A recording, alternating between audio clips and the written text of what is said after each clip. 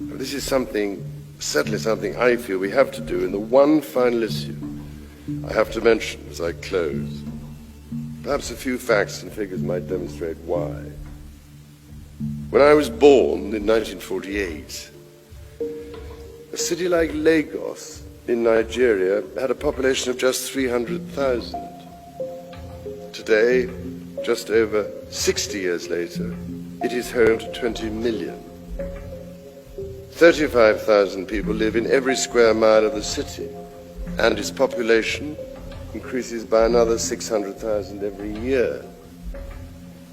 I choose Lagos as an example. I could have chosen Mumbai, Cairo, or Mexico City. Wherever you look, the world's population is increasing fast.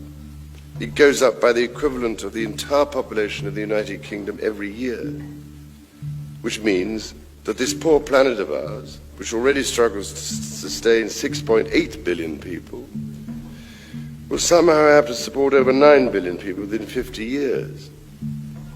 In the Arab world, 60% of the population is now under the age of 30. That will mean, in some way or other, 100 million new jobs will have to be created in that region alone over the next 10 to 15 years. Now, I'm well aware that the very long-term prediction is that population may go down. 150 years from now, the trends suggest there may be as few as 4 billion people, maybe even just 2 billion. But there is no getting away from the fact that in the short term, in the next 50 years, we face monumental problems as the figures rocket. No megacity can ever hope to catch up with the present expansion in their numbers to provide adequate health care, education, transport, food and shelter for so many. Nor can the Earth herself sustain us all when the demands and pressures on her bounty worldwide are becoming so intense. Now, I know it is a complicated issue. The experts suggest that in theory the Earth could support 9 billion people, but not if a vast proportion is consuming the world's resources at present Western levels. So the changes have to be essentially twofold.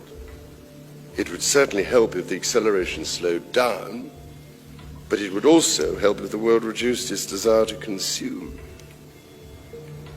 I've been following very carefully the findings of my British Asian Trust in India, which has been helping to run a women's education project in a drought-prone region of Maharashtra called Satara.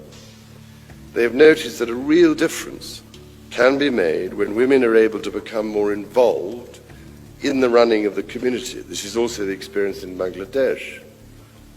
I've long been fascinated by Muhammad Yunus's Grameen Bank of Bangladesh. It operates microcredit schemes that offer loans to the poorest communities through a bank which is now 90% owned by the rural poor. Interestingly, where the loans are managed by the women of the community, the birth rate has gone down.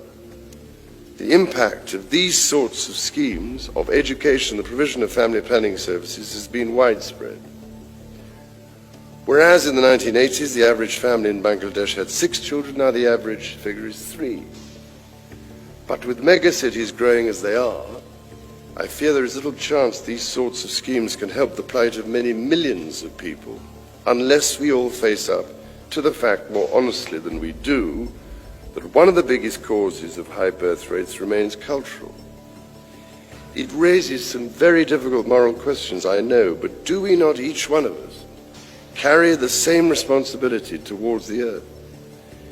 It is surely time to ask if we can come to a view that balances the traditional attitude to the sacred nature of life, on the one hand, with, on the other, those teachings within each of the sacred traditions that urge humankind to keep within the limits of nature's benevolence and bounty.